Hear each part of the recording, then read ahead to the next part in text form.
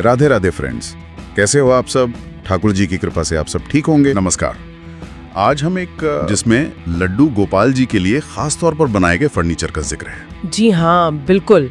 और ये कोई ऐसा वैसा फर्नीचर नहीं, बल्कि हाथ से बना हुआ लकड़ी का पूरा कलेक्शन है। सही, हाथ से बना हुआ। स्रोत में बताया गया है कि इसमें लड्डू गोपाल जी के लिए कुर्सी है, उनके कपड़े रखने के लिए अलमारी, और यहाँ तक कि एक स्टडी टेबल और एक खंड पाठ सेट भी है। स्टडी टेबल, ये वाकई दिलचस्प है। मतलब लड्डू गोपाल जी के लिए स्टडी टेबल। हाँ, खंड पाठ सेट तो समझ आता है, जैसे पूजा के लिए कोई छोटी चौकी या मेज जिस पर ग्रंथ रख सकें। कि भक्त अपने भगवान को, अपने आराध्य को किस नजर से देखते हैं।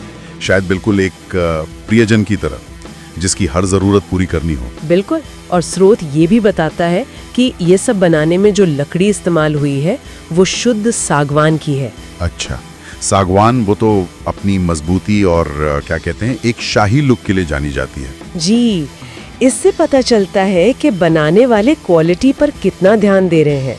सागवान टिकाऊ भी बहुत होती है। सही कहा, सालों साल चलती है, खराब नहीं होती। तो क्या ये एक तरह से भक्ति की निरंतरता का प्रतीक भी हो सकता है? मतलब ईश्वर के प्रति स्थायी श्रद्धा। हाँ, ये संभव है। और सागवान का वैसे भी पारंपरिक भारतीय कारीगरी में एक खास मकाम रहा है। और ये सब हाथ से बनाया आपने कहा। हाँ, स्रोत इस पर काफी जोर दे रहा है। मतलब पूरी तरह से हाथ से बने आइटम्स, हर पीस पर कारीगर का अपना हुनर, अपना ध्यान। तो मशीन वाली एक रूपता नहीं होगी इसमें? नहीं, बिल्कुल नहीं। इसमें हाथ की कला का वो मानवीय स्पर्श होगा।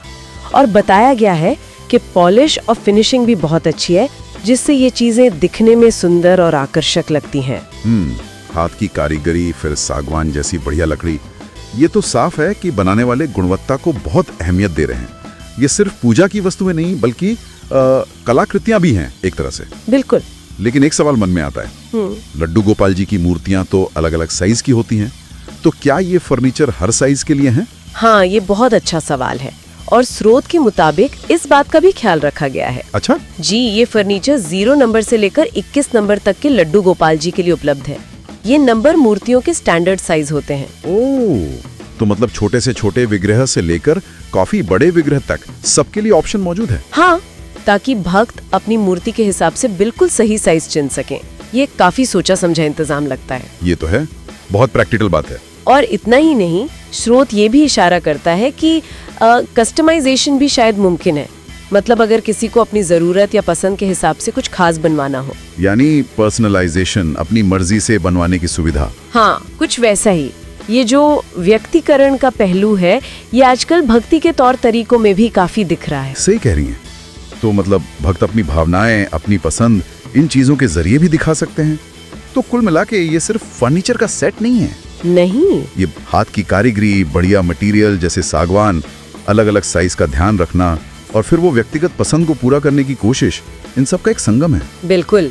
सही मायनों में ये भक्ति, कला और आधुनिक जरूरतों का एक मेल है। स्रोत में हर चीज के आकार और डिटेल्स का भी जिक्र है, जो पारदर्शिता दिखाता है। ये दिखाता है कि कैसे पारंपरिक शिल्प नई शक्ल ले रहा है, भक्तों की जो बदलती हुई उम्मीदें हैं उन पे खरा उतरने के लिए। वाकई सागवान की मजबूती, हाथ की नक्काशी वाली कला, स्टडी टेबल जैसी नई सोच वाली चीजें, और फिर अपनी पसंद से बनवाने का ऑप्शन, ये सब मिलकर एक गहरी बात कहते हैं। जी। पर ये हमें एक और सवाल पर सोचने को मजबूर करता है। क्या? किस तरह का सवाल? यही कि जब हम भक्ति या श्रद्धा से जुड़ी चीजों में इतनी कलात्मकता, इतना डिटेलिंग और इतना पर्सनलाइजेशन देखते हैं, तो इसका हमारी आस्था पर, ईश्वर के साथ हमारे रिश्ते पर क्या असर पड़ता है? ये गहरा सवाल है। क्या ये सिर्फ एक बाहरी सजावट है, या ये हमारे गहरे जुड़ाव का, उस रिश्ते की गहराई का प्रतीक है? ये बहुत महत्वपूर्ण सवाल उठाया आपने।